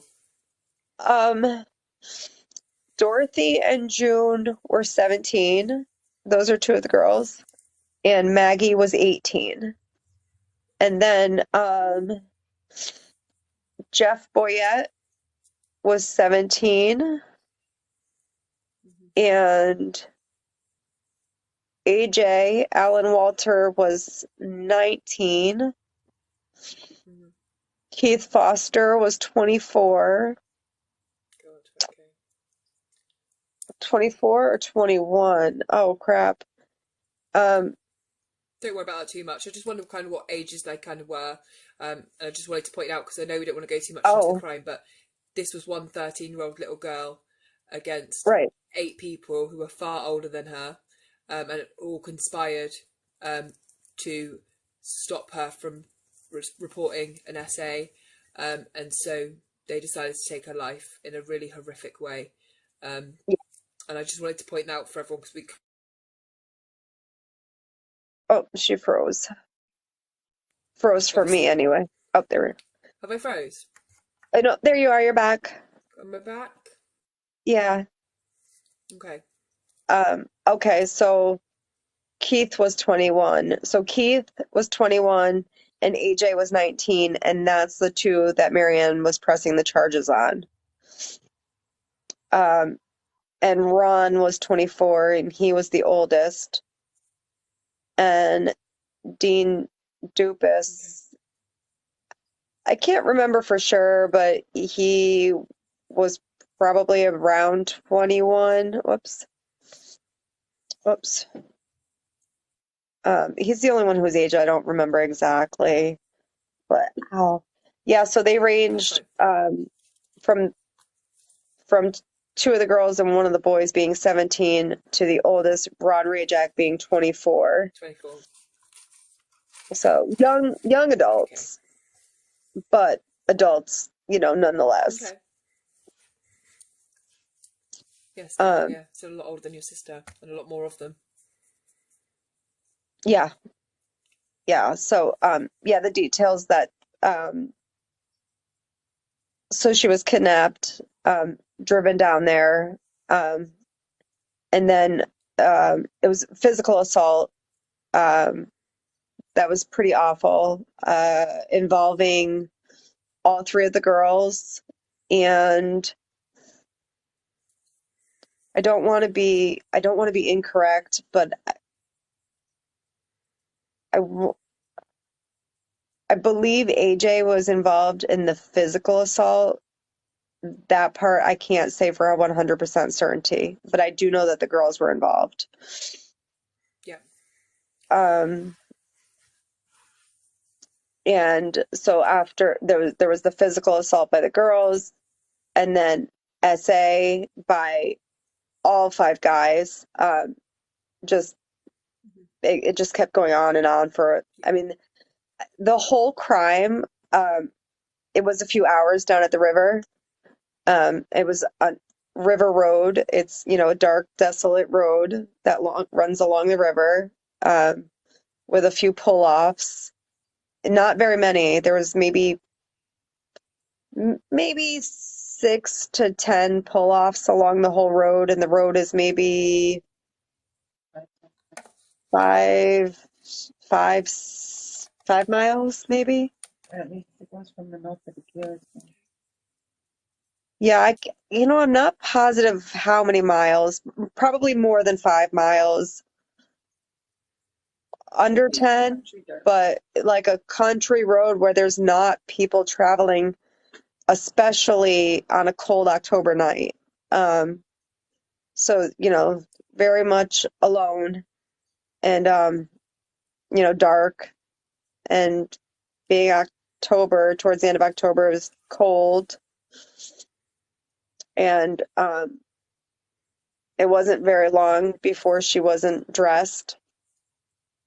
And so it was, just a pretty terrible, terrible experience for anybody. But I mean, really for anybody, but for a 13-year-old child, that's like Horrific. horrific. Absolutely horrific. Um,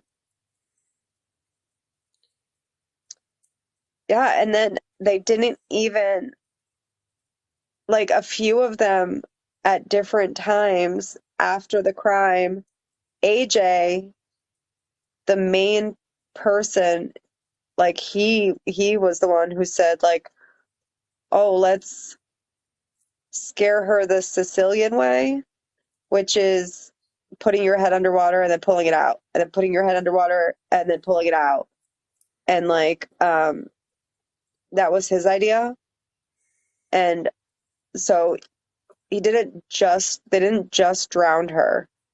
They tortured and terrorized her by dunking her and pulling her out over and over. And then on that last time, he did it until the bubble stopped. And that's what they say. That's what they testified to. That was like their phrase is like the bubble stopped.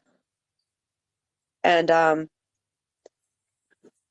then so yeah, AJ one time after the fact, I don't recall exactly how long, but a couple years, maybe 2 years or so later, he walked the wood line up on along our property, the same woods that I was always scared of, seeing in the dark. He came walking up that wood line, and me and my mom were on our back deck and could see him walking with Scott. Scott didn't know, so we'll never hold that against Scott. He didn't know. But yeah, he had the audacity to walk right along our wood line. Right. Well, he wouldn't look at us. I'll never forget it. It was very strange because it was Scott, who was, like my mom's son she never had. He was the blonde boy. And this guy. And Scott is never like shy. And all of a sudden there goes AJ, who wouldn't even look up. And that's pretty telling. And I wish he had. I wish my mom had just gone right out there and confronted him. But and there was another time not too long after, it was during the 9 months before she was found, that Maggie, my mom was at Burger King, um, and this is during the search for Maryann, and Maggie pulled up in her minivan that had the back window, not the back window on the door, but one of the back side windows on, a mid-90s square Dodge Caravan, that style van. And one of that back side windows had black garbage bags taped on that window. We later found out that happened from the SA, that Maryann kicked that window out. So Maggie pulled up to my mom with her van that had evidence, and I'm sure there was other DNA and biological evidence. And she had the audacity to give my mom her phone number and said, if you ever need a babysitter while you're out searching for Maryann, I'll come sit with the girls. If you need somebody to come over and clean the house for you because you've got a lot going on, I'll come clean the house.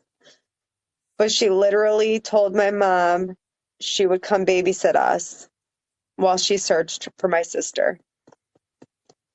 That is a cold-blooded animal. And she's free. She got out October 10th, 2019, and she currently lives 25 minutes away from me in the next major city. Wow. Not major city like New York City, but one of Connecticut's cities, Waterbury. Yeah. And she wasn't really the first one. June talked. No, June talked. Remember we were at school when you were in school with Jen? Scott, I just read that. Um, yeah, I was actually in school with June's little sister towards the end of those 5 years, that long wait. And Yeah. she would come into school. She lived with her sister, or stayed with her sister a lot. So she was at June's house often, but she went to school with me, and she would come into this little tiny. We were in. There was what, 15 students. It was a small alternative school. I chose to attend there because high school was really becoming too difficult for me. Being around all of Maryann's friends and peers, I couldn't handle it. And so I transferred out and went to the little school, and June's sister was there. And she was a friend of mine. She was actually a friend of mine since sixth grade when Maryann went missing. And she had no idea that her sister was involved in taking her life. And it's weird because I would sit with her in lunch in sixth grade when Maryann was missing, um, like the days after she was missing, and I would cry to her, that I wanted my sister to come home, and she would say, like, we have the same name, and she would say, Jenny, she's gonna come home, and we didn't know that her sister was there that night. And then here we are again in the same little school, high school, a few years later. And she's coming in and telling me the detectives were at our house last night. And she would tell me little bits and pieces of what she would overhear June telling them. And the night that one of the biggest pieces of DNA evidence that solved the case, it was DNA, but also just kind of in a way circumstantial, was that the clothing Maryann was wearing that night after they put her into the river, they took her clothing. Oh, there she is.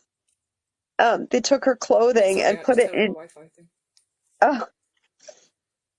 Oh, so there was a discarded washing machine down at the marina, the boat marina, which is where they put Yeah. her body into the water, and Yeah. that's where they put her clothing. Well, almost 5 years later, when June was working with the detectives, the investigators, she told them about that, and they went down there. She went with them and pointed them out to the area, and sure enough, that washer was there. It now had a lot of debris dumped on it by the city, like boulders and, like, I don't know, like street sweepings kind of stuff. I don't know. And so they brought in a small excavator, and they were able to get the washer out from under that pile. And that is where they found her clothing, and that they knew that June, she was telling the truth. And I mean, she was talking to save herself. She was started this rumor that she was going to get the $50,000 reward that the governor of our state had posted. And we had a large billboard for a long time in our little town, right on Route 7, the main road, that said, $50,000 reward by Governor Rowland. And yeah, so she was telling people she was going to get the reward money for solving this crime that she was a part of. So that was interesting. No, Tori, June is not free. Thankfully, June is not free. But June has a 1584 hearing. It's a type of hearing that there was a law change here in Connecticut that allows minors that were convicted of, I don't know exactly what it is, the way it's written, but basically minors at the time of serious crimes have a chance at a hearing that they wouldn't have had a chance to have. Now they get to plead their case. Like, I was a kid when I did it, I should be able to go free. So she has that hearing April 20th of 2024. It is very similar to a parole hearing.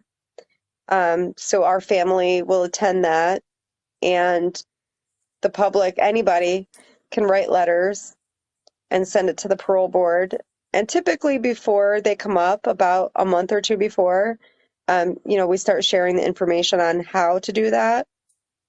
Okay. So yeah, so June, she will have that. That's the type of hearing that Dorothy just had and lost.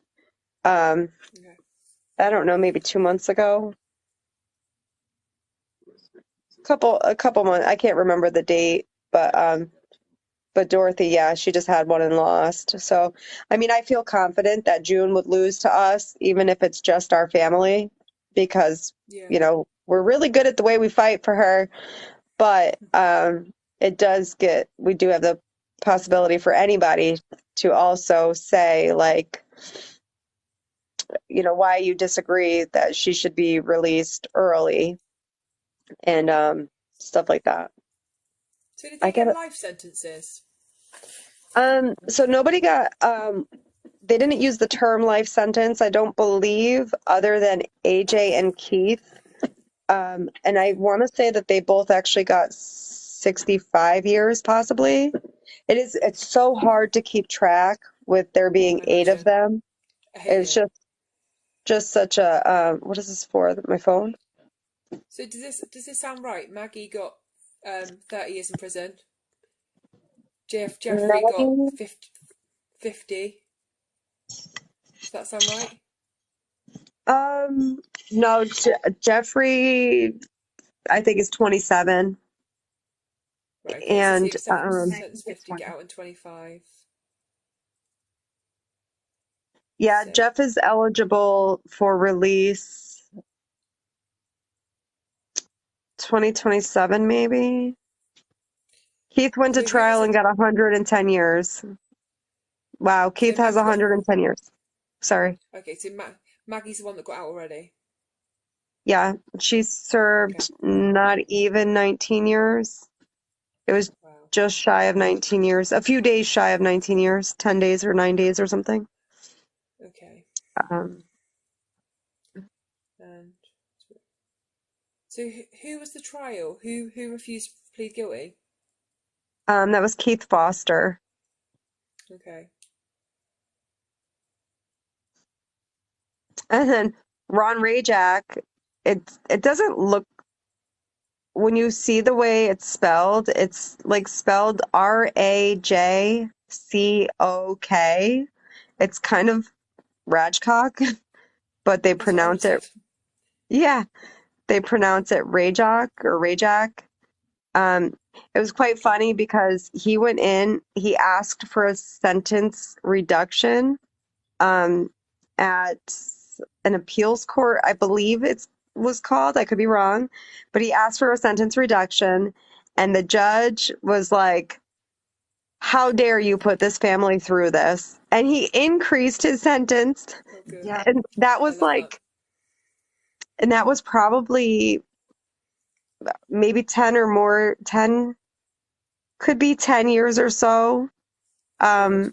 after the he was already sentenced. It was some time later. I don't remember how long, but it was like, yeah, no, I think he added on 6 years to his sentence, and I thought that felt like justice because, like, how dare you make us go through that? The Yeah, for fear sure. that he may have a sentence reduction, just knowing that we were about to face that in court is so it's so hard.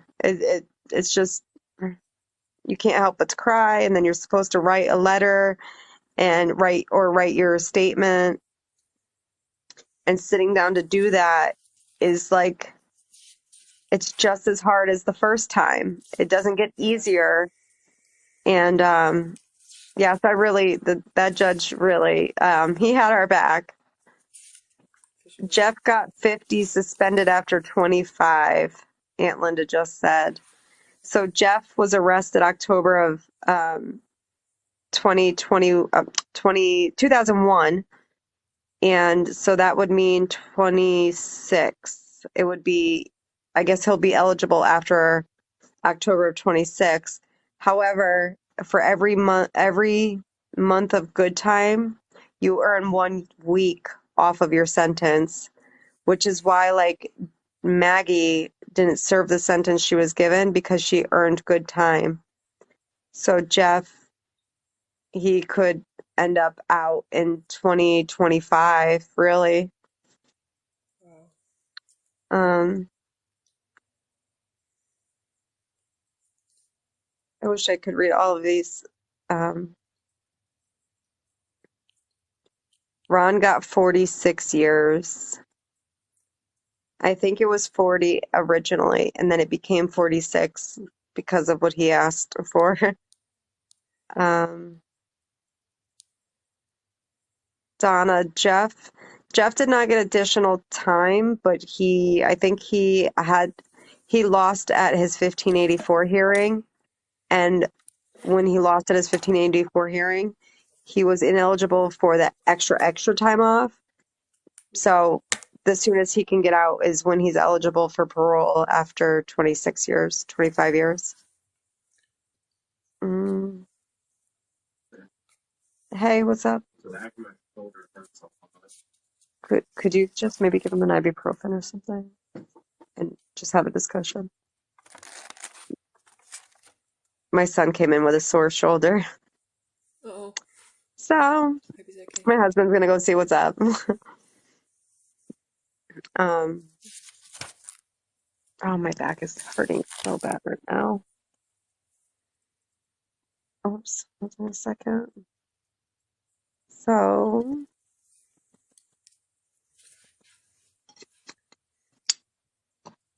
sorry. I've been sitting here for 2 hours and I just had back surgery, so I'm like, ugh. There we go. Oh, I had to just scoot my butt back. I got it. Are you okay? You sure don't need a break or anything if your back's hurting? Sorry.